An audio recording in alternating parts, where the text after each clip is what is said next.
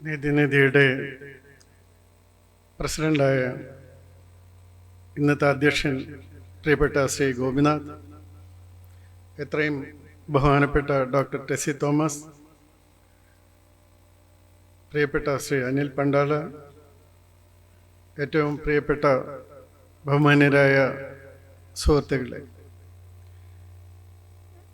എന്നോട് ഇന്ന് സംസാരിക്കാൻ പറഞ്ഞിരുന്നത് കേരളത്തിൻ്റെ ഭാവിയെക്കുറിച്ചാണ്.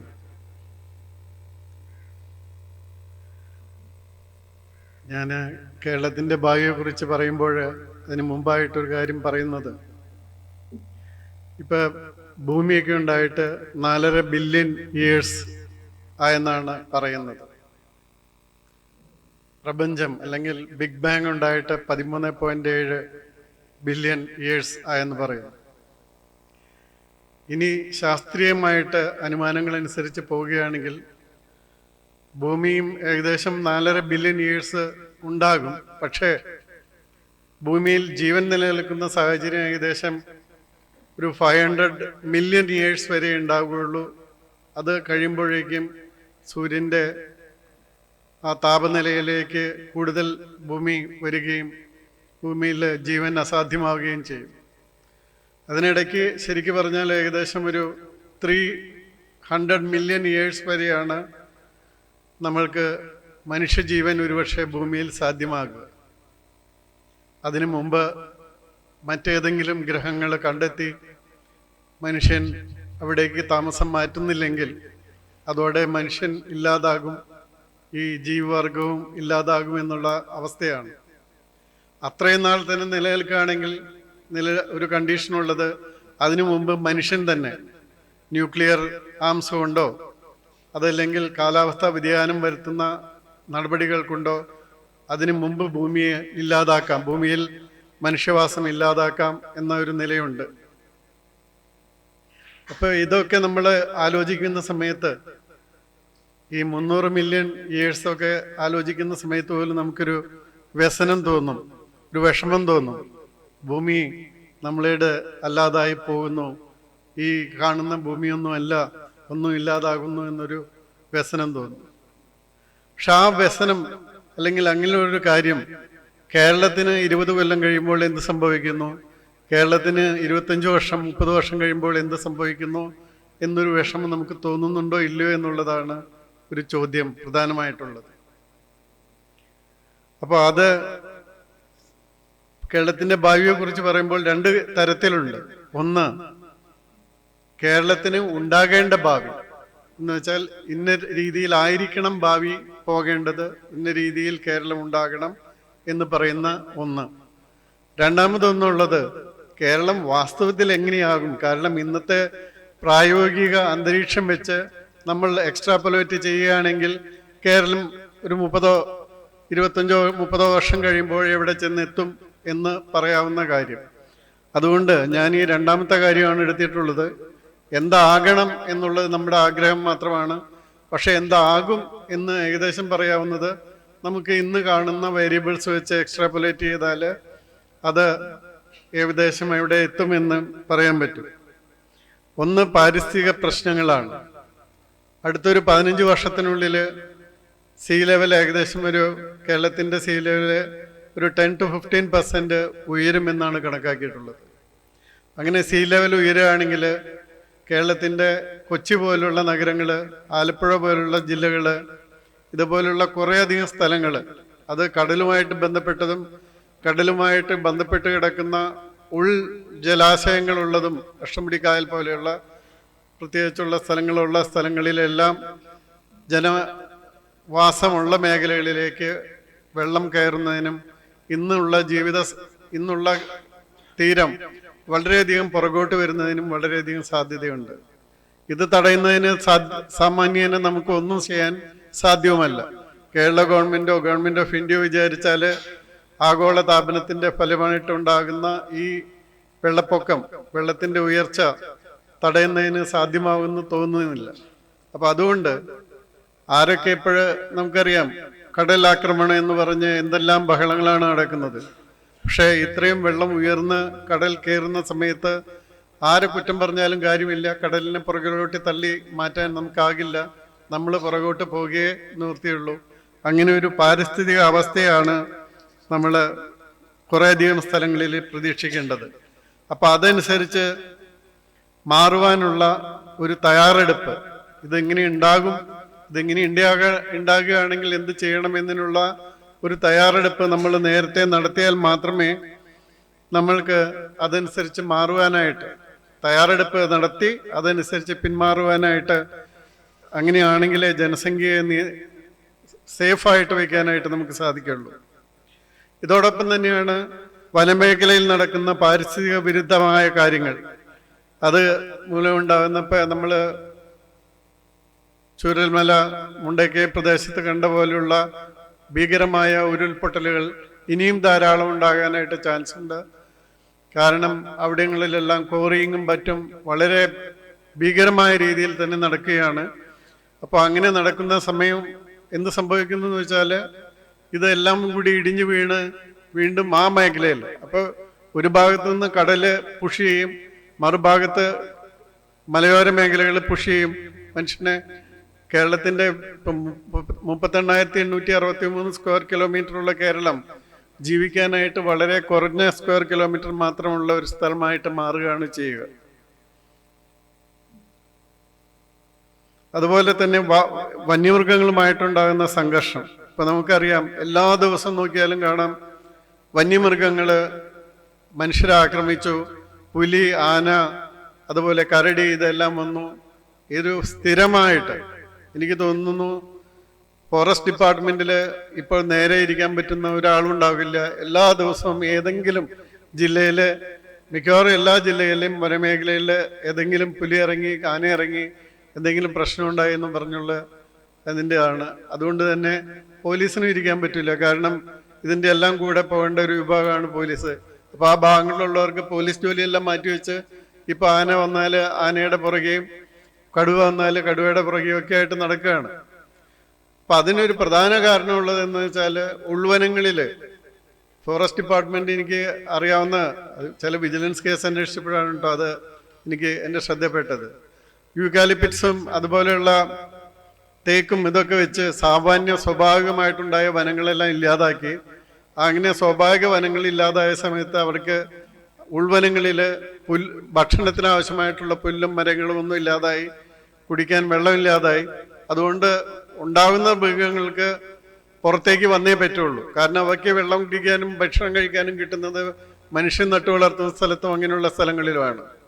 അതുകൊണ്ട് ആ ഉൾവനങ്ങളിൽ സ്വാഭാവിക വനങ്ങൾ ഉണ്ടാകുകയും അവിടെ കുടിക്കാൻ വെള്ളം ലഭിക്കുകയും കിട്ടാതിരിക്കുന്നിടത്തോളം കാലം അവിടെയുള്ള മൃഗങ്ങൾ പുറത്തേക്ക് വരികയെ നിവൃത്തിയുള്ളൂ.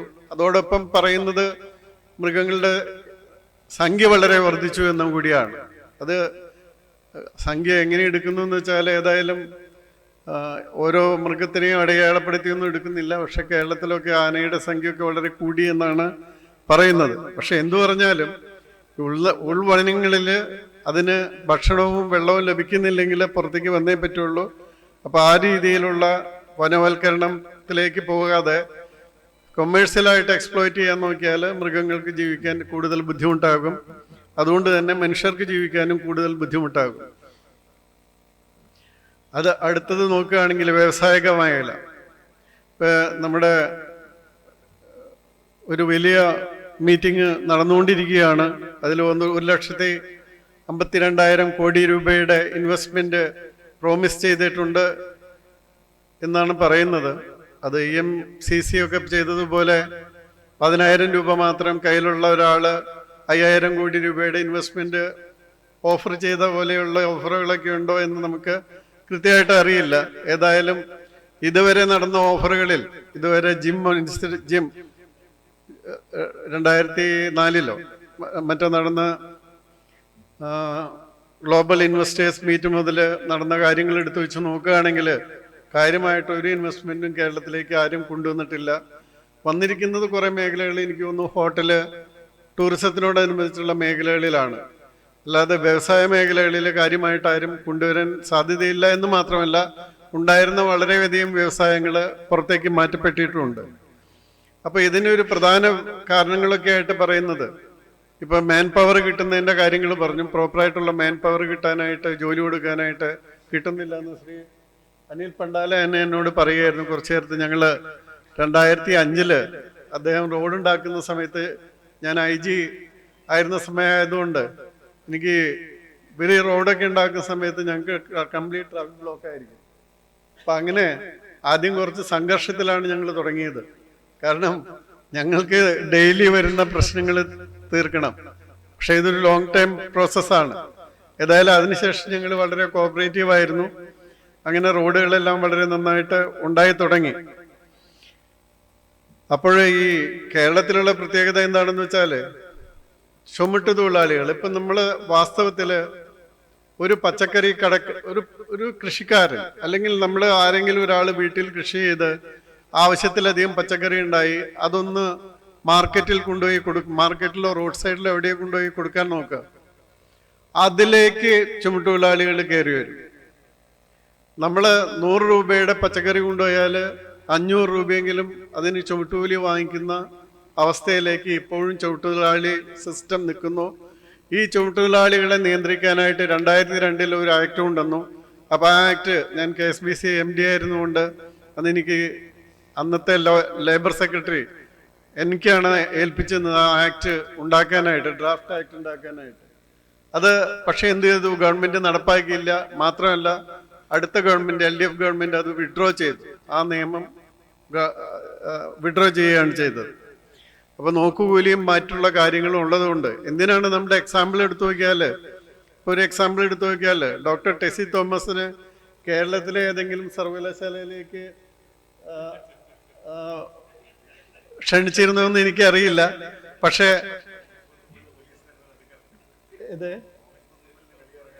അതെ അതെ ടെക്നിക്കൽ സർവകലാശാലയൊക്കെ കേരളത്തിലുണ്ടായിരുന്നു, ഡിജിറ്റൽ സർവകലാശാല ഉണ്ടായിരുന്നു. അവിടേക്കൊന്നും വിളിക്കപ്പെട്ടില്ല എന്നുള്ളത് തന്നെ കാണിക്കുന്നത് മെറിറ്റ് അല്ല, അതനുസരിച്ച് മാത്രമല്ല നമ്മുടെ അവിടെ കാര്യങ്ങൾ നടക്കുന്നത് എന്നുള്ളതാണ്. അപ്പോൾ ശ്രീ മോഹൻ കുന്നുമലൊക്കെ ഞാൻ കുറച്ച് ദിവസം 2 ദിവസം മുന്നേ, ഒന്നരാഴ്ച മുന്നേ ന്യൂ തിയേറ്ററിൽ വെച്ച് ശ്രീ എമ്മിൻ്റെ വാക്ക് ഓഫ് ഹോപ്പ് എന്ന് പറഞ്ഞുള്ള അതിൻ്റെ ഒരു ഫിലിം റിവ്യൂ ഉണ്ടായിരുന്നു. അപ്പം അതിന് പോയപ്പോൾ അവിടെ നിറയെ പോലീസുകാർ. അപ്പോൾ ഞാൻ വിചാരിച്ചു ഇന്ന് ചീഫ് മിനിസ്റ്റർ എങ്ങനെ വരുന്നുണ്ടാവോ എന്ന് ചോദിച്ചു. അപ്പം അവരെന്നോട് പറഞ്ഞു ചീഫ് മിനിസ്റ്റർ അല്ല, ഡോക്ടർ മോഹൻ കുന്നുമൽ വരുന്നുണ്ട്, അതുകൊണ്ട് അത്രയും പോലീസുകാരെ അവിടെ വെച്ചിരിക്കുകയാണ്. കാരണം എല്ലായിടത്തും പോകുമ്പോഴും തടയുന്നുള്ളതാണ് SFIയുടെ പറയുന്നത്. അപ്പോൾ SFI ആണ് വാസ്തവത്തിൽ കേരളത്തിലെ വിദ്യാഭ്യാസം നിയന്ത്രിക്കുന്നതും വാഴക്കുലകൾ അടക്കമുള്ള ഡോക്ടറേറ്റുകൾ ഉണ്ടാക്കുന്നതും ഒക്കെ ചെയ്യുന്നത്. അപ്പം അതുകൊണ്ട് അതിൽ വലിയ ഒരു കാര്യം നമ്മൾ കേരളത്തിലെ വിദ്യാഭ്യാസ മേഖലയിലും പ്രതീക്ഷിച്ചിട്ട് കാര്യമില്ല. കാരണം അത് അങ്ങനെ സമ്മതിക്കില്ല. കാരണം വിദ്യാഭ്യാസം നടത്താതെ തന്നെ അവർക്ക് PhDകളും ബാക്കിയെല്ലാം കിട്ടുന്ന സമയത്ത് ആ PhDകൾ വെച്ച് അവർ അസിസ്റ്റന്റ് പ്രൊഫസേഴ്സും അസോസിയേറ്റ് പ്രൊഫസേഴ്സും ഒക്കെയായി മാറുന്ന സമയത്ത് എന്തിനാണ് അവർക്ക് മറ്റാവശ്യങ്ങൾ? അപ്പം കേരളത്തിൻ്റെ സ്ഥിതി എന്ന് വെച്ചാൽ ഒന്നും അറിയാത്തവരെ പഠിപ്പിക്കുന്നു, ആ ഒരു സ്ഥിതിയിലേക്ക് മാറിക്കൊണ്ടിരിക്കുകയാണ്.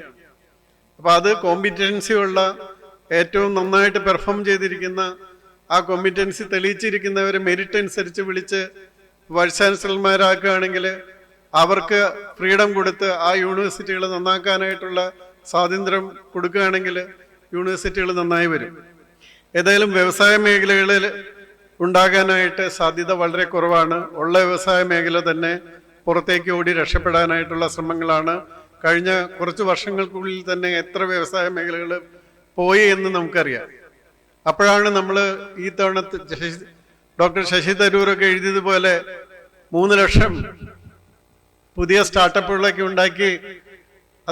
അതിൻ്റെ അടിസ്ഥാനം എന്തെന്ന് വെച്ചാൽ government of India Udayan scheme അനുസരിച്ച് പറഞ്ഞു എല്ലാത്തിനും പുതിയതായിട്ട് രജിസ്റ്റർ ചെയ്യണമെന്ന് പറഞ്ഞു. അപ്പൊ 1900-ലുള്ളതായാലും 1950-ലുള്ളതായാലും 1980-ലുള്ളതായാലും ഈ എല്ലാ രജിസ്ട്രേഷൻ പുതുക്കുകയാണ് ഉണ്ടായത്. ആ എല്ലാ രജിസ്ട്രേഷൻ പുതുക്കിയപ്പോൾ എന്ത് പറ്റിയെന്ന് വെച്ചാൽ ഈ 3 ലക്ഷം പുതിയ രജിസ്ട്രേഷൻ വന്നു. അതാണ്, അല്ലാതെ പുതുതായിട്ട് ഇവിടെ ഉണ്ടായ സാധനങ്ങളല്ല. ഇതിൽ പൂട്ടിപ്പോയ ബാർബർ ഷോപ്പ് വരെയുണ്ട്. അപ്പൊ ഈ ബാർബർ ഷോപ്പുകള്, പെട്ടിക്കടകള്, ഇതൊക്കെ അടക്കമാണ് ഈ 3 ലക്ഷം എന്ന് പറയുന്നത്. അതെല്ലാം പഴയ കാലത്തുണ്ടായിരുന്നതാണ്. ഈ രജിസ്ട്രേഷൻ പുതുക്കിയിൽ വന്ന മാത്രം ഒരു ടെക്നിക്കൽ എറർ മാത്രമാണ് വാസ്തവത്തിൽ ഈ പറയുന്ന എടുത്തു കാണിക്കുന്ന വലുതായി വന്നു എന്ന് പറയുന്ന ഒന്ന് ഉള്ളത്. അപ്പൊ അതുകൊണ്ട് അങ്ങനെ ഒരു വലിയ പ്രശ്നം വ്യവസായ മേഖലയിൽ നിലനിൽക്കുന്നു. മാത്രമല്ല ഇപ്പൊ കേരളത്തില് ഭൂമി, ഇലക്ട്രിസിറ്റി, വെള്ളം, ഇതിന്റെ കാര്യമൊക്കെ നോക്കുക. മറ്റു പല സംസ്ഥാനങ്ങളും ഭൂമിയും വെള്ളവും ഇലക്ട്രിസിറ്റിയും ഒക്കെ ഫ്രീ കൊടുക്കാൻ തയ്യാറാവുമ്പോൾ ആൾക്കാർ അവിടേക്കാണ് പോകുന്നത്. അതോടൊപ്പം തൊഴിൽ നിയമങ്ങളിൽ വളരെ നല്ല രീതിയിൽ ആ സംസ്ഥാനങ്ങൾ കൊടുക്കുന്ന സമയത്ത് ഏത് കേരളത്തിലുള്ള ആളുടെ കയ്യിൽ പൈസ ഉണ്ടായാലും തീർച്ചയായിട്ടും മറ്റു ഭാഗങ്ങളിലേക്ക് പോകാനായിട്ട് ശ്രമമുണ്ടാവുകയുള്ളൂ. നമ്മൾ എന്തൊക്കെ പോളിഷ് ചെയ്യാൻ ശ്രമിച്ചാലും നമ്മുടെ വ്യവസായ മേഖല നന്നാത്തതിൻ്റെ കാരണം ഇതൊക്കെയാണ്. അത് മാത്രമല്ല, ഇപ്പോൾ ഒരു 10 കോടി രൂപ ലോൺ എടുത്ത ഒരാളൊരു വ്യവസായം തുടങ്ങുകയാണെന്ന് വിചാരിച്ചോളൂ. അങ്ങനെ ഒരു വ്യവസായം തുടങ്ങുകയാണെങ്കിൽ അയാൾക്ക് അതിലൊരു 7 കോടിയെങ്കിലും ഈ പറയുന്ന പാർട്ടികൾക്ക് പലർക്കുമായിട്ട് വീതിച്ചു കൊടുക്കേണ്ടി വരും. അപ്പോൾ 10 കോടിക്ക് പിന്നെ അയാൾ 7 കോടി വീണ്ടും കടമെടുക്കണം. കാരണം 7 കോടിയെങ്കിലും ഇവിടെ ഭരിക്കുന്ന പാർട്ടികൾക്ക്, അവയുടെ ഉപസംഘടനകൾക്ക് എല്ലാവരുമായിട്ട് പിരിക്കാൻ ചെല്ലും. അത് കൊടുത്തില്ലെങ്കിൽ പിറ്റേ ദിവസം മുതൽ അവിടെ എന്തെങ്കിലും പ്രശ്നം ഉണ്ടാകും. കറണ്ട് ഉണ്ടാവില്ല, വെള്ളം ഉണ്ടാവില്ല, കൊടി ഉണ്ടാകും. അത് മാത്രമേ ഉണ്ടാവുകയുള്ളൂ. അങ്ങനെ വരുമ്പോൾ സമയത്ത് അവയ്ക്ക് പ്രവർത്തിക്കാൻ പറ്റാതെ വരും. അങ്ങനെ 10 കോടി രൂപ ലോൺ എടുത്ത ഒരു പ്രോജക്റ്റ് തുടങ്ങിയവൻ ആത്മഹത്യയിലേക്ക് എത്തിപ്പെടുന്ന ഒരു അവസ്ഥയിലേക്കാണ് കേരളത്തിലെ യഥാർത്ഥമായ സ്ഥിതി നിലനിൽക്കുന്നത്. ഇനി അതോടൊപ്പം മറ്റൊരു കാര്യം സംഭവിക്കുന്നത് വെച്ചാൽ ഇപ്പൊ വിദേശത്തേക്ക് പോകുന്നത്, ഇപ്പൊ 2,40,000 കുട്ടികളൊക്കെയാണ് ശരാശരി ഒരു വർഷം കേരളത്തിൽ നിന്ന് വിദേശത്തേക്ക് പോകുന്നത് പഠിക്കാനായിട്ടും. അങ്ങനെ പോകുന്നത് ആ വലിയ അവസ്ഥ ഇപ്പൊ ട്രംപ് വന്നു, അതുപോലെ കാനഡയിലുണ്ടായ റെസ്ട്രിക്ഷനും ഇതൊക്കെ വന്നിട്ട് എനിക്ക് തോന്നുന്നത് കുറെ റെസ്ട്രിക്ഷൻ അതിന് വരാൻ പോവുകയാണ്. പഴയ പോലെ അത്ര ഫ്രീ ആയിട്ട് നമുക്ക് ഒരുപക്ഷെ പോകാൻ സാധിക്കില്ല. മാത്രമല്ല, പോകുന്നവര് തിരിച്ചു വരാൻ വേണ്ടി പോകുന്നതുമല്ല. ഈ പോകുന്നവരെല്ലാം മിക്കവാറും ആ രാജ്യത്തെ സിറ്റിസണായിട്ട് അവിടെ സെറ്റിലാണ്. അപ്പൊ കേരളത്തില് നല്ലൊരു ഭാഗം മിടുക്കന്മാരും മിടുക്കികളും എല്ലാം പുറത്തേക്ക് പോകുന്നു. അവിടുത്തെ സിറ്റിസൺസ് ആകുന്നു. കുറെ കഴിഞ്ഞ് ഒരുപക്ഷെ അവരുടെ പാരൻസിന് കൂടി ഇവിടെ നിന്ന് കൊണ്ടുപോകുന്നു. അങ്ങനെ ഒരു മാറ്റവും സംഭവിക്കുന്നുണ്ട്. അതുകൊണ്ട് പ്രായമേറിയവരുടെ ഒരു വലിയ ശതമാനം കേരളത്തിൽ ഉണ്ടാകാൻ പോകുന്നു. ഇപ്പൊ ഏകദേശം എനിക്ക് തോന്നുന്നു 14% ഉണ്ട് അതിന് 60 വയസ്സിന് കൂടുതലുള്ളത്. ഏകദേശം 45 ലക്ഷം പേര് കേരളത്തില് 60 വയസ്സിന് മേലിൽ ഉള്ളവരുണ്ട്. അപ്പൊ അതിലും വളരെയധികം കൂടുതൽ ജനസംഖ്യ 60 വയസ്സിന് മേലെ ഉള്ളവരായിരിക്കും. ചെറുപ്പക്കാരുടെ എണ്ണം സാമാന്യേന കുറഞ്ഞു വരാനും അതൊരു വലിയ പ്രശ്നം. കാരണം ഈ വയസ്സായ ആൾക്കാരെ മുഴുവൻ നോക്കാനുള്ള ഒരു സംവിധാനം എങ്ങനെയുണ്ടാകും എന്നുള്ള പ്രശ്നമുണ്ട്. ഉന്നത വിദ്യാഭ്യാസ മേഖലയിൽ രാഷ്ട്രീയത്തിന് അതീതമായി സാങ്കേതികവും സാമൂഹികവും വിദ്യാഭ്യാസപരവുമായ ശക്തമായ നടപടികൾ എടുക്കുന്നില്ലെങ്കിൽ കേരളത്തിന്റെ ഉന്നത വിദ്യാഭ്യാസ മേഖലയിൽ വിദ്യാഭ്യാസം നേടുന്നതിന് വിദ്യാർത്ഥികളുടെ എണ്ണം വളരെ കുറയുന്നതാണ്. പഠിക്കുന്നവർക്കാകട്ടെ മറ്റു സ്ഥലങ്ങളിൽ ജോലി ലഭിക്കുന്നതിന് സാധ്യതയും കുറയും. മറ്റു സ്ഥലങ്ങളിൽ മാത്രമല്ല, ഇപ്പൊ അനിൽ പണ്ടാല തന്നെ സൂചിപ്പിച്ചതുപോലെ അദ്ദേഹം എടുക്കുന്ന ആൾക്കാരെ പോലും കേരളത്തിന് പുറത്ത് വിദ്യാഭ്യാസം ചെയ്തവരെയാണ് ബെറ്ററായിട്ട് പ്രവർത്തിക്കുന്നത് എന്ന് പറയുന്നത്. അതായത് ആ ക്യാരക്ടർ തന്നെ, മോൾഡിങ് ഓഫ് ദ ക്യാരക്ടർ തന്നെ വളരെ വ്യത്യാസമുണ്ട്. ഇവർ യാതൊരു കാര്യത്തിനും ഇനീഷ്യേറ്റീവ് ഇല്ല. മാത്രമല്ല, വന്നാൽ ആദ്യമേ ഏറ്റവും കൂടുതൽ സാലറി എത്രയാണ് വർക്കിംഗ് അവേഴ്സ്, ഇതൊക്കെയാണ് പ്രധാനമായിട്ടുള്ള ചോദ്യങ്ങൾ. ഡെഡിക്കേഷൻ തീരെയില്ല എന്നാണ് പറയുന്നത്. ഇനി കേരളത്തിന്റെ കടം ഇപ്പൊ തന്നെ 4,30,000 കോടി രൂപയിലധികം വന്ന് കഴിഞ്ഞു. ഇനി ഈ കടം വർദ്ധിച്ചു വരുന്നതോടുകൂടി കടം തിരിച്ചടയ്ക്കാനും അതുപോലെ പെൻഷനും അതല്ലെങ്കിൽ കടം തിരിച്ചടവ്, കടത്തിന്റെ പലിശ തിരിച്ചടവ്, അതുപോലെ പെൻഷൻ, ശമ്പളം, ഇത് 4 കൂടി കൊടുക്കാനുള്ള പൈസ കേരളത്തിന്റെ വരുമാനത്തിൽ ഇല്ലാതാകും. ഇപ്പൊ കേരളത്തിന്റെ ടാക്സുകളെല്ലാം വളരെയധികം വർദ്ധിപ്പിച്ചുകൊണ്ടിരിക്കുകയാണ്. എല്ലാ സോഷ്യൽ സർവീസ് സെക്ടറിലും ടാക്സുകളും പരമാവധി മറ്റ് സംസ്ഥാനങ്ങളെ അപേക്ഷിച്ച് വളരെ കൂടുതലാക്കിക്കൊണ്ടിരിക്കുകയാണ്.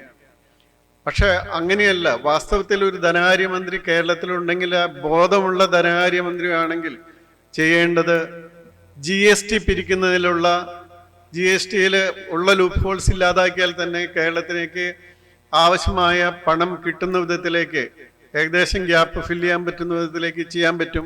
പക്ഷെ GST പിരിക്കുന്നതിൽ കൂടുതൽ കാര്യക്ഷമത കൊണ്ടുവരാത്ത എന്താണ്, ആ ഭാഗത്തു നിന്നാണ് ഇവർക്ക് ഉള്ള പൈസ കളക്ഷൻ വരുന്നത്. അപ്പോൾ അവർക്ക് പൈസ കളക്ഷൻ വരുന്ന ഭാഗത്ത് പ്രഷർ ഉപയോഗിക്കില്ല, അതുകൊണ്ട് ആ കളക്ഷൻ വളരെ കുറവായിരിക്കും. ഒരു എക്സാമ്പിൾ എടുത്തു നോക്കുക. ഏകദേശം 250 ടൺ ഗോൾഡ് ഒരു കേരളത്തിൽ ഒരു വർഷം ചെലവാകുന്നുണ്ട്. പക്ഷെ കേരളത്തിന് 300 കോടി രൂപയോളമാണ് കേരളത്തിന് അതിന് ടാക്സ് കിട്ടുന്നത്. അതെങ്ങനെയാണ് അങ്ങനെ വരുന്നത്? അപ്പോൾ ബാക്കി ടാക്സ് ഇല്ലാതെയാണ്, ഞാൻ ഗോൾഡിൽ ഒരു സെക്ടർ മാത്രം പറഞ്ഞതാണ്, ബാക്കി നിരവധി കടകളും നിരവധി സ്ഥാപനങ്ങളും GST രജിസ്റ്റർ ചെയ്യാതെയും GST രജിസ്റ്റർ ചെയ്ത് വെട്ടിച്ചും ജനങ്ങളുടെ കയ്യിൽ നിന്ന് GST വാങ്ങിച്ച് അവരുപയോഗിച്ചും എല്ലാം ചെയ്യുന്നുണ്ട്. അത് മാത്രം കൺട്രോൾ ചെയ്യുകയാണെങ്കിൽ തന്നെ കേരളത്തിൻ്റെ ധനക്കമ്മി വളരെയധികം കുറയ്ക്കാനായിട്ട് സാധിക്കും. പക്ഷെ അതിന് സാധ്യതയില്ലാതെ വരുന്നത് എന്താണെന്ന് വെച്ചാൽ പിരിവ് നടക്കുന്നതെല്ലാം അവിടെ നിന്നാണ്. ഇനി വിഴിഞ്ഞം പോലുള്ള തുറമുഖങ്ങളിൽ ഇപ്പൊ നമ്മൾ പറയുന്നു വിഴിഞ്ഞം വളരെ വലിയൊരു ഡെവലപ്മെന്റൽ പ്രോസ്പെക്റ്റ് ആണ്. പക്ഷെ ഈ വിഴിഞ്ഞത്തേക്ക് നമ്മുടെ കണ്ടെയ്നർ എന്തെങ്കിലും കൊടുക്കാനുണ്ടോ? കേരളത്തിന്റെ എത്ര കണ്ടെയ്നർ വിഴിഞ്ഞം തുറമുഖത്തേക്ക് പോകാനുണ്ടാകും എന്നുള്ളതാണ് പ്രധാന പ്രശ്നം. കേരളത്തിന്റെ കണ്ടെയ്നേഴ്സ് ഒന്നും ഉണ്ടാവില്ല, മറ്റു ഭാഗങ്ങളിൽ നിന്നുള്ള കണ്ടെയ്നേഴ്സും. അത് essentially become A transshipment centre. മറ്റ് വലിയ ഷിപ്സ്, മദർ ഷിപ്സ് വന്ന് അവിടെ നിന്ന് ചെറിയ ഷിപ്പിലേക്ക് ട്രാൻസിറ്റ് ചെയ്യുന്ന, നമുക്ക് വലിയ കാര്യമൊന്നുമില്ലാതെ വെള്ളമോ മറ്റു കാര്യങ്ങളോ മാത്രം കൊടുക്കുന്ന ഒരു സ്ഥലം മാത്രമായിട്ട് മാറാനാണ് ഇന്നത്തെ നിലയിൽ കൂടുതൽ സാധ്യതയുള്ളത്. ജനസംഖ്യാ വർധനവ് പൊതുവെ കുറയുന്ന സാധ്യത വളരെയധികം കാണുന്നുണ്ട്. കാരണം TFR ടോട്ടൽ ഫെർട്ടിലിറ്റി റേറ്റ് എനിക്ക് തോന്നുന്നു 1.7 താഴെയാണ്, 1.54 ഒക്കെ എത്തിയിരിക്കുകയാണ് ടോട്ടൽ. പക്ഷെ എല്ലാ ജനവിഭാഗങ്ങളുടെയും അങ്ങനെയല്ല. ചില ജനവിഭാഗങ്ങളുടെ ആൾമോസ്റ്റ് 3 ചിലത് 1.3 ചിലത് 1.7 അങ്ങനെയൊക്കെ ഉണ്ട്. അപ്പൊ അസന്തുലിതമായ ഒരു ജനസംഖ്യാ വർധന അല്ലെങ്കിൽ ജനസംഖ്യ കുറയുന്ന പാറ്റേൺ ആയിട്ട് ഉണ്ടാകാനായിട്ട് സാധ്യതയുണ്ട്. അത് രാഷ്ട്രീയമായിട്ടും ഒക്കെ തെരഞ്ഞെടുപ്പുകളിലും ഒക്കെ ഇത് വലിയ പ്രതിഫലനം ഉണ്ടാക്കുന്നതാണ്. അതോടൊപ്പം ജനസംഖ്യ വ്യതിയാനങ്ങളോടൊപ്പം ഭക്ഷണക്രമങ്ങളിൽ ഉണ്ടാകുന്ന മാറ്റങ്ങളും വലിയൊരു വിഭാഗം ജനങ്ങളിൽ ആരോഗ്യ പ്രശ്നങ്ങൾ സൃഷ്ടിക്കുന്നതായിട്ട് കാണുന്നുണ്ട്. അപ്പം നമ്മൾ നോക്കുകയാണെങ്കിൽ കേരളത്തിലൊക്കെയുള്ള ഭക്ഷണക്രമം ഏകദേശം ഒരു അറബിക് ഭക്ഷണക്രമമായിട്ട് മാറിയിരിക്കുന്നു. സ്വാഭാവികമായിട്ടുണ്ടായിരുന്ന നാട്ടിലുണ്ടായിരുന്ന ഭക്ഷണക്രമം എല്ലാം മാറി. അതുപോലെ കോളകളുടെയൊക്കെ ഉപയോഗം വളരെ കൂടി, ജങ്ക് ഫുഡുകളുടെ ഉപയോഗം വളരെ വർദ്ധിച്ചു. അതുകൊണ്ട് തന്നെ പല ഡിസ്ട്രിക്റ്റുകളിൽ നിന്നും ഏറ്റവും കൂടുതൽ അസുഖമുള്ളവർ, പ്രത്യേകിച്ച് ക്യാൻസർ ഉള്ളവരൊക്കെ വരുന്നു.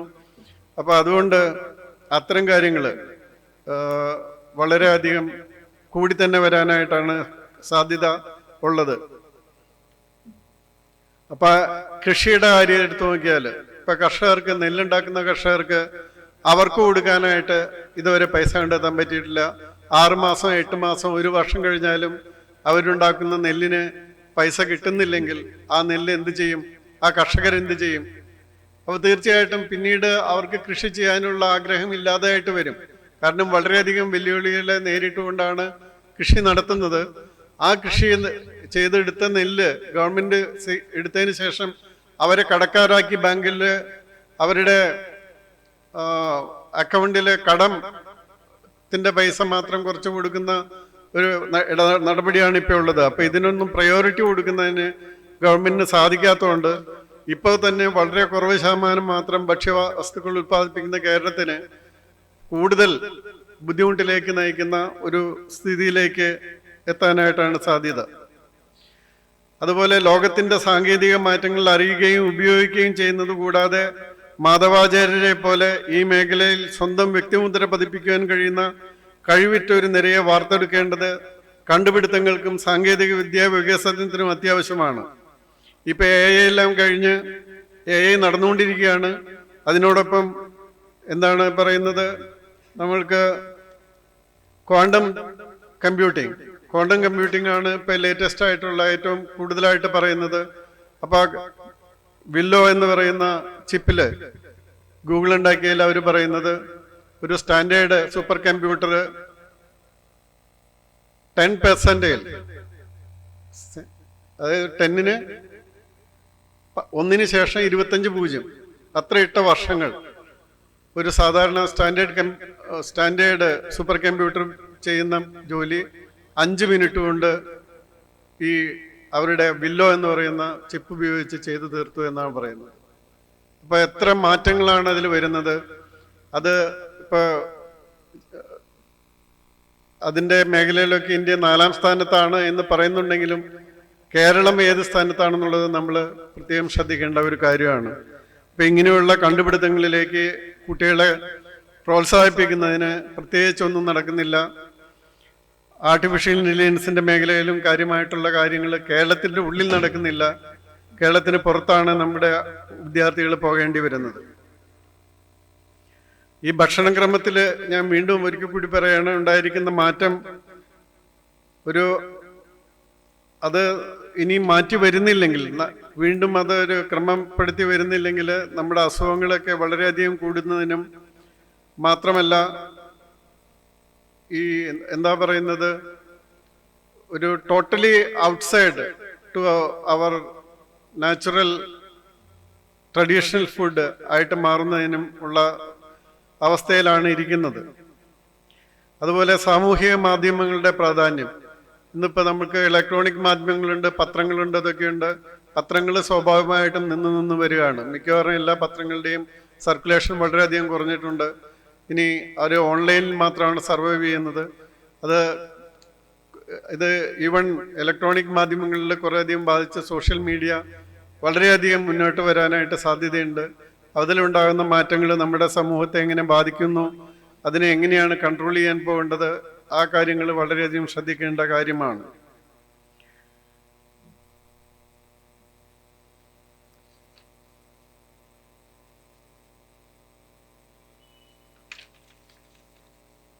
ഇനി എൻ്റെ മേഖലയിലേക്ക് വരികയാണെങ്കിൽ ലോ ആൻഡ് ഓർഡർ.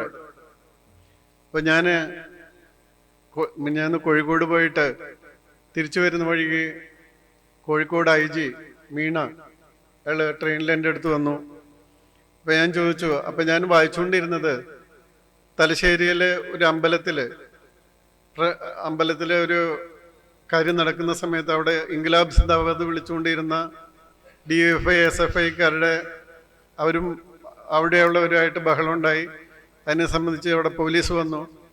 പോലീസിനെ DYFIക്കാർ അറ്റാക്ക് ചെയ്തു. പോലീസുകാർക്കൊക്കെ പരിക്ക് പറ്റി. അപ്പം അതേ കഴിഞ്ഞതിന് ശേഷം വീണ്ടും അതിൽ ഒരു കേസ് രജിസ്റ്റർ ചെയ്ത് ഒരാളെ അറസ്റ്റ് ചെയ്ത സമയത്ത് ആ പ്രതിയെ ജീപ്പിൽ നിന്നും പിടിച്ചിറക്കി കൊണ്ടുപോയി. അപ്പം ഞാൻ ഇയാളോട് ചോദിക്കുമ്പോൾ ഇയാൾ എന്നോട് പറയാണ്, അങ്ങനെയൊന്നും അല്ല നടന്നിരിക്കുന്നത് സാർ, അങ്ങനെ നടന്നിട്ടില്ല, അത് അവിടെ ഉണ്ടായിരിക്കുന്ന കാര്യങ്ങൾ. അപ്പം ഞാൻ പറഞ്ഞു, you are not getting information properly. കാരണം നമുക്ക് എല്ലാവർക്കും ഇൻഫർമേഷൻ പ്രോപ്പറായിട്ട് എപ്പോഴും കിട്ടും. കാരണം ഞാൻ പറയാറുണ്ട് ഇന്റലിജൻസിൽ ഇപ്പം എൻ്റെ 2ാമത്തെ ഒരു ബുക്ക് ഇറങ്ങിയായിരുന്നു, പറയാൻ ബാക്കി വെച്ചതെന്ന് പറഞ്ഞ്. അപ്പം അതിൽ ഞാൻ പറഞ്ഞിട്ടുണ്ട്, ഇന്റലിജൻസ് എനിക്ക് പ്രധാനമായിട്ട് കിട്ടിയിരുന്നത്, ഞാൻ മിക്കവാറും പോലീസിലായിരുന്നെങ്കിലും I have been in public sector undertakings. KSRTCയിൽ 4 വർഷം, KSBCയിൽ 4 വർഷം, മോട്ടോർ വെഹിക്കിൾ ഡിപ്പാർട്ട്മെൻറ്റിൽ റോഡ് സേഫ്റ്റി കമ്മീഷണർ, ഇതുപോലെയുള്ള നിരവധി മേഖലകൾ, KTDFCയിൽ ഇങ്ങനെയുള്ള നിരവധി മേഖലകളായിരുന്നുകൊണ്ട് people used to give me information from those places rather than my own information system. ഒരു 50% information I used to get from the other sources. അപ്പോൾ നിങ്ങൾക്ക് ഇത് കിട്ടുന്നില്ലേ എന്ന് ചോദിച്ചപ്പോൾ he felt uncomfortable. Then I stopped. I just gave that newspaper to him. You read this and find out what is happening actually. ഇതുപോലെ തന്നെയാണ് cyber crimes. ഇപ്പോഴും നമുക്ക് കാണാം അത്രയധികം സൈബർ ക്രൈംസ്. അത് പേഴ്സണൽ അറ്റാക്സ് ഉണ്ട്, അത് കുറേയധികം തട്ടിപ്പുകളുണ്ട്, വഞ്ചനകൾ എല്ലാം കൂടി വർദ്ധിച്ചു വരികയാണ്. അതാണ് പലപ്പോഴും പറയുന്നത്, ഡിജിറ്റൽ അറസ്റ്റിനൊക്കെ ഇപ്പോഴും ആൾക്കാർ വിധേയരാകുന്നു എന്നുള്ളത് അറിയുമ്പോൾ വളരെ എഡ്യൂക്കേറ്റഡ് ആയിട്ടുള്ള ആൾക്കാർ വരെ സൈബർ ക്രൈംസിന് ഇരയാകുന്നു, ഡിജിറ്റൽ തട്ടിപ്പുകൾക്ക് ഇരയാകുന്നു എന്ന് പറയുന്നത് ഇനിയും കൂടി വരാനായിട്ട് സാധ്യതയുണ്ട്. പ്രത്യേകിച്ച് AI വരുമ്പോൾ. ഇപ്പം AI വരുമ്പോൾ ഇപ്പം ശ്രീ ഗോപിനാഥ് നിങ്ങളോട് എന്തെങ്കിലും പറയുന്നതായിട്ട് ഇട്ടാൽ ഇപ്പോഴത്തന്നെ കാണാം, നമ്മൾ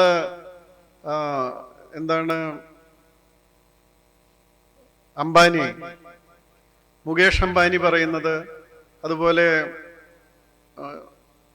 അവർ ഫൈനാൻസ് മിനിസ്റ്റർ പറയുന്നത്, ഇതുപോലെ കുറേ അധികം ആൾക്കാർ പറയുന്നതായിട്ട് ഒരു പ്രത്യേക സ്കീമിൽ നിങ്ങൾ പൈസ 22,000 റുപ്പീസ് ഇടുകയാണെങ്കിൽ നിങ്ങൾക്ക് അത് വളരെയധികം വർദ്ധിപ്പിച്ച് കിട്ടും. You will wonder, because we have very little way to identify whether it is fake or true. അത്രയും വലിയ രീതിയിൽ ഇനിയിപ്പോൾ ആർട്ടിഫിഷ്യൽ ഇന്റലിജൻസ് കൂടി വരുന്നതുകൊണ്ട് സൈബർ ക്രൈംസ് കൂടാൻ സാധ്യതയുണ്ട്. അതുപോലെ മറ്റൊരു വലിയ വിപത്താണ് ഡ്രഗ്സ് മെനാൻസ്. ഇന്ന് കേരളത്തിൽ നിങ്ങൾക്ക് നോക്കിയാൽ കാണാം, വളരെ വയലന്റ് ക്രൈംസ് ആണ് നടക്കുന്നത്. വളരെ നിസ്സാര കാര്യങ്ങൾക്ക് വളരെ വയലന്റ് ക്രൈംസ്. വീടുകളിൽ അമ്മമാരെ കൊല്ലുന്നത്, അച്ഛന്മാരെ കൊല്ലുന്നത്, കുട്ടികളെ കൊല്ലുന്നത്, അതുപോലെ റോഡുകളിൽ ഉണ്ടാകുന്ന വയലൻസ്, അതെല്ലാം വളരെ വയലൻ്റായിട്ട്, എല്ലാ കാലത്തും ചെറിയ വയലൻസ് എല്ലാം നടത്തിയിരുന്നു, പക്ഷേ അതിതീവ്രമായ വയലൻസ് ആയിട്ട് യാതൊരു ബോധരക്ഷണമില്ലാത്ത വയലൻസ് നടക്കുന്ന ഒരു സമയമായിട്ട് മാറിയിരിക്കുന്നു. ആ കാര്യത്തിൽ ഡ്രഗ്സിന് ഉണ്ടാകുന്ന ഇൻഫ്ലുവൻസ് വളരെ കൂടുതലാണ്. Unfortunately there is very little control the drug menace in Kerala. മിക്കവാറും സ്കൂളുകളിൽ 2, 3, 5, 6, 7 ക്ലാസ്സിൽപ്പെട്ട കുട്ടികൾ പോലും, ഇന്ന കാലത്ത് ഞാൻ വീട്ടിൽ നിന്ന് ഇറങ്ങുന്നതിന് മുന്നേ TV ഒന്ന് വെച്ച് നോക്കിയപ്പോൾ അതിലൊരു കണ്ട വാർത്ത, 2ാം ക്ലാസ്സിൽ പഠിക്കുന്ന ഒരു കുട്ടി അവൻ്റെ വീട്ടിൽ നിന്ന് ഇറങ്ങിപ്പോയിട്ട് പോലീസ് സ്റ്റേഷൻ എന്ന് വിചാരിച്ച അമ്മയ്ക്കെതിരെ കംപ്ലൈൻറ്റ് കൊടുക്കാൻ പോയതാണ്. അവൻ പോയത് ഒരു ഫയർ സ്റ്റേഷനിലേക്കായിരുന്നു. കാരണം അവന് ഫയർ സ്റ്റേഷനും പോലീസ് സ്റ്റേഷനും തിരിച്ചറിയാൻ പറ്റില്ല. 4 കിലോമീറ്റർ നടന്നു പോയിട്ട് അവൻ്റെ ഉമ്മയ്ക്കെതിരെ പരാതി കൊടുക്കാൻ പോയിരിക്കുകയാണ്. 4 കിലോമീറ്റർ നടന്നു. ഭാഗ്യത്തിന് ഒരു ഫയർ സ്റ്റേഷനിലായതുകൊണ്ട് അവർ രക്ഷിച്ച് അവർ ഭക്ഷണമൊക്കെ കൊടുത്ത് വീട്ടുകാരെ അറിയിച്ച് തിരിച്ചു കൊണ്ടുപോയി. അപ്പോൾ ഇത് വളരെയധികം, അത് ഡ്രഗ് കൊണ്ടൊന്നുമല്ല, അത് സ്വാഭാവികമായിട്ടുണ്ടായ ഒരു ഇതാണ്. പക്ഷേ ഇതെല്ലാം എങ്ങനെ ബാധിക്കുന്നു എന്നുള്ളതാണ്. അത്തരം കാര്യങ്ങളെല്ലാം നമ്മളെ ബാധിക്കുന്നുണ്ട്. ഇനിയും കുറേ കാര്യങ്ങളുണ്ട്. പക്ഷെ ഏതായാലും ഇത്തരം കാര്യങ്ങൾ ഒക്കെ നമ്മൾ ശ്രദ്ധിക്കേണ്ടിയിരിക്കുന്നു. അതുകൊണ്ട് തികച്ചും ശോഭനമായ ഒരു ഭാവിയായിരിക്കും കേരളത്തിന് ഇന്നത്തെ സ്ഥിതിയിൽ നിന്ന് നമ്മൾ എക്സ്ട്രാപോലേറ്റ് ചെയ്താൽ കിട്ടുക എന്ന് എനിക്ക് പറയാൻ വയ്യ. അതുകൊണ്ട് ഉള്ള സത്യം പറഞ്ഞാൽ നിങ്ങൾ വിഷമിക്കരുത്. കാരണം സത്യം അറിഞ്ഞിരിക്കുന്നത് അതിനെ ഫേസ് ചെയ്യാനായിട്ട് നമ്മളെ കൂടുതൽ പ്രാപ്തരാക്കും. അതുകൊണ്ട് ഇങ്ങനെയുള്ള സത്യങ്ങൾ ഇല്ലാതിരിക്കാനായിട്ട് കുറേ കൂടി സ്പ്രെഡ് ചെയ്ത് എല്ലാവരുടെയും വ്യൂസ് ഒന്ന് മാറ്റിയെടുത്തിട്ട് മറ്റൊരു സിസ്റ്റത്തിലേക്ക്, പ്രത്യേകിച്ച് ഭരിക്കുന്നവരെ അവരുടെ മൈൻഡ് മാറ്റാനായിട്ട് സാധിക്കട്ടെ എന്ന് ആശംസിച്ചുകൊണ്ട് എൻ്റെ കീനോട്ട് അഡ്രസ് നിർത്തുകയാണ്. നന്ദി, നമസ്കാരം. Partner Edubix online executive education, focus physiotherapy centre Pattom, Unnat engineering Gujarat, തീർത്ഥയാത്ര.com, അയൺ ബിൽഡ് ഗുജറാത്ത്.